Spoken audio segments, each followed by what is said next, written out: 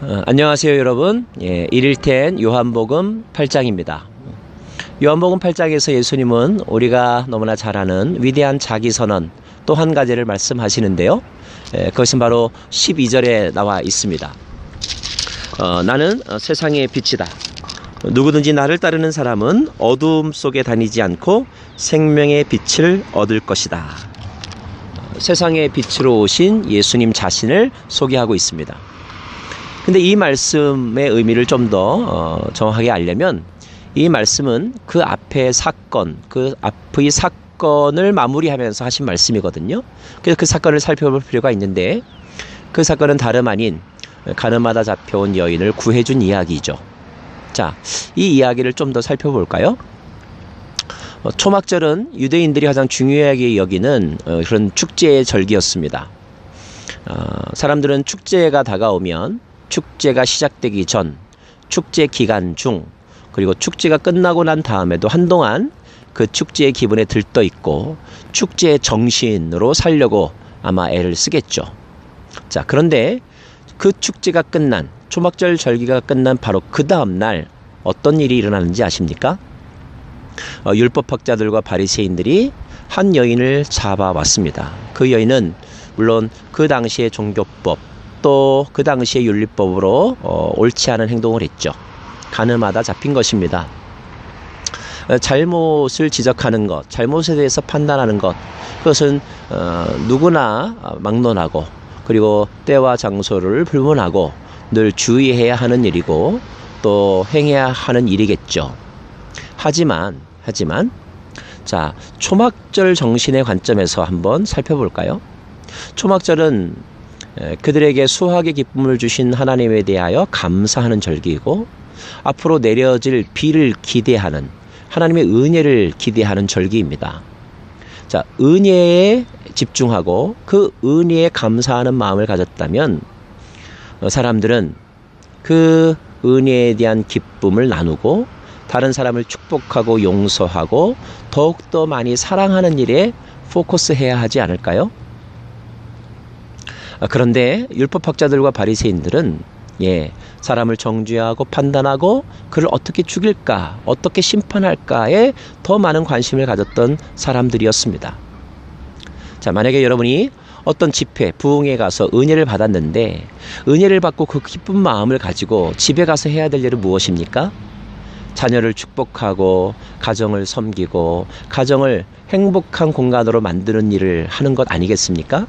그런데 은혜 받고 집에 들어온 사람이 자녀들의 어떤 흐트러진 모습을 보면서 꾸중하고 정죄하고 집안이 어질러진 것에 대하여서 그걸 가지고 집안의 분위기를 험악하게 만든다면, 게다가 그러면서 하나님의 은혜와 말씀을 이용한다면 그 사람은 정말로 은혜 받은 사람은 아니죠. 게다가 바리새인들은 그 여인을 예수님 앞에 데리고 옵니다. 그 여인을 구실 삼아서 예수님을 시험하고 예수님을 올가매려고 했던 거예요.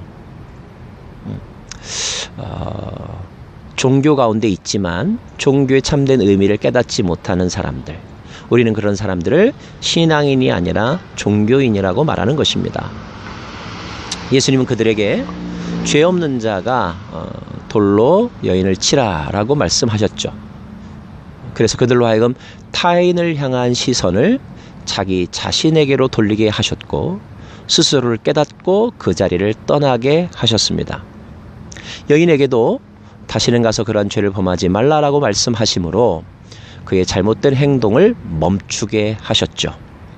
그 다음에 주님께서 하신 말씀이 나는 세상의 빛이라고 하면서 나를 믿는 자는 어둠에 속하지 아니하고 어둠의 일을 행하지 아니하고 생명의 빛을 그리고 따를 것이라고 말씀하신 것입니다.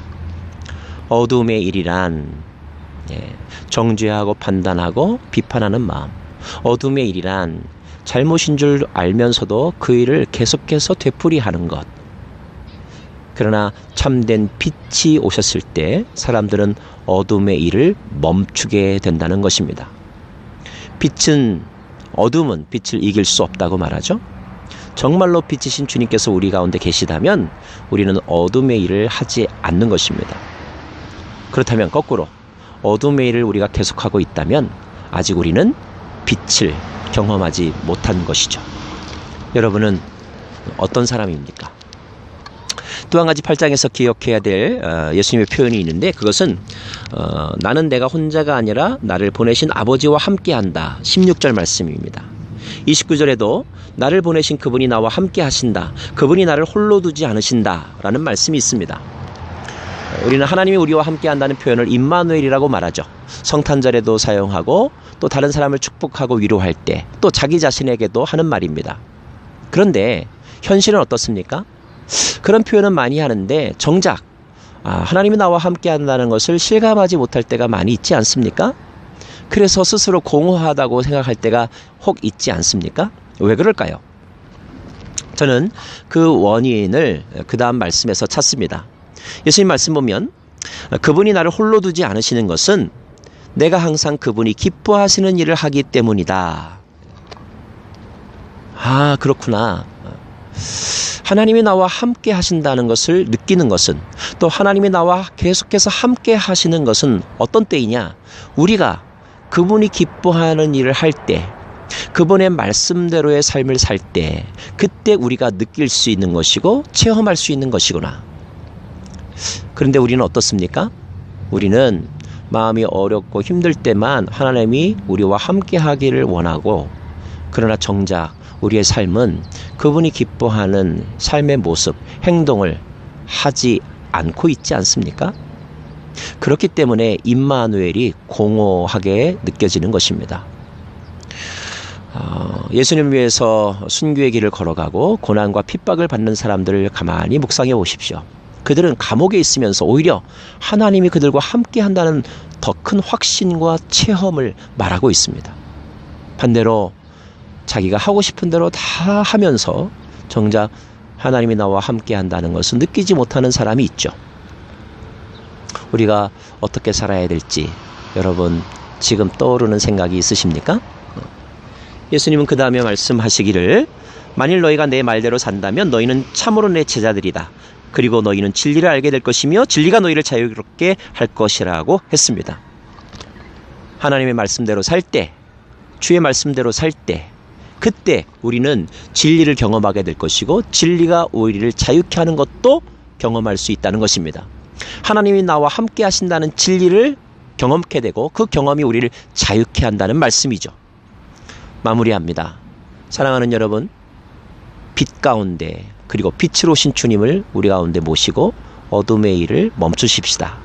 사랑하는 여러분, 그분이 나와 함께 하심을 경험하고 싶으십니까? 그렇다면 그분이 기뻐하는 일을 하십시오. 어려워도 힘들어도 그분이 기뻐하는 일을 해보십시오. 그러면 정말 하나님이 나와 함께 하심을 체험케 될 것입니다. 축복합니다.